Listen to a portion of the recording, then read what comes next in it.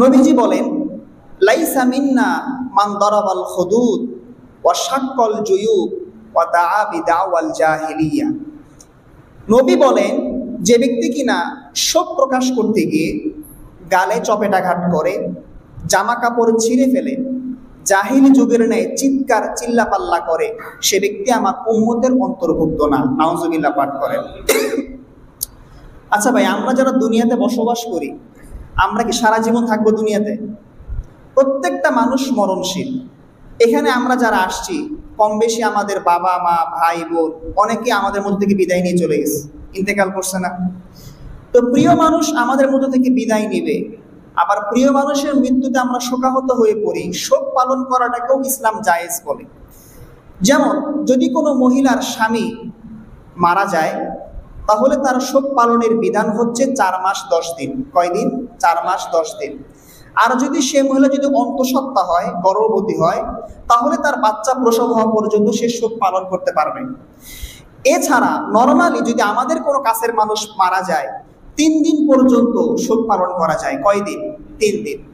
কিন্তু এখন কথা হচ্ছে, শোক পালন করতে গিয়ে কেউ যদি এমন কোনো কাজ করে, যেমন দেখবেন গ্রামে গঞ্জে অনেক মহিলা এমন আছে, নিজের স্বামী মারা গেছে, ভাই মারা গেছে, বাপ মারা গেছে, এই শোক সহ্য করতে না পেরে হাতের চুড়িগুলো ভেঙে ফেলে, জামা কাপড়গুলো টেনে ছিঁড়ে ফেলে, মাথার চুলগুলো এলোমেলো করে ফেলে, বেপরদা হয়ে যায়, আর বলে যে আল্লাহ, তুমি কি আমার স্বামী ছাড়া আর কাউরে পাইলা না?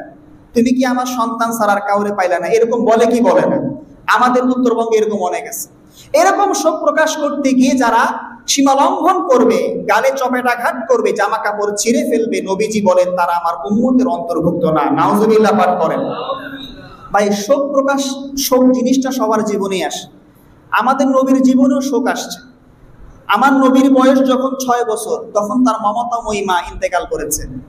নবীর বয়স যখন 8 বছর, তখন তার দাদা আব্দুল মুত্তালিব ইন্তেকাল করেছেন।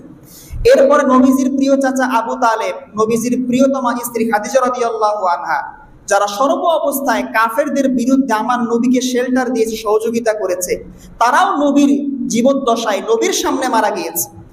ইভেন নবীজির সন্তান, নবীজির ছেলে নবীর কোলে ইন্তেকাল করেছে।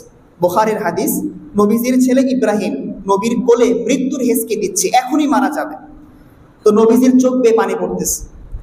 এক সাহাবী আব্দুর রহমান ইবনে আউফ বললেন, ইয়া রাসূলুল্লাহ, আপনিও কাঁদতেছেন, অথচ আপনি আমাদেরকে কাঁদতে নিষেধ করেন। নবীজি বললেন যে, আব্দুর রহমান, ইন্নাহা রহমাতুন, এটা হলো রহমতের কান্না। আমার চোখের সামনে আমার ছেলে মারা যাচ্ছে, তার শোকে আমার চোখ বেয়ে পানি পড়বে, এটাই তো স্বাভাবিক। তবে কথা হচ্ছে, নবীজি স্বাভাবিক কান্নার অনুমতি দিয়েছেন, কিন্তু কান্না করতে গিয়ে আপনি চিল্লা পাল্লা করবেন, পুরো এলাকাটার আপনি কাঁপায়ে দিবেন, চুলমুল টেনে ছিঁড়ে ফেলবেন। নবী বলেন, যারা এই কাজগুলো করে তারা আমার উম্মতের অন্তর্ভুক্ত না। কথা বুঝে আসছে?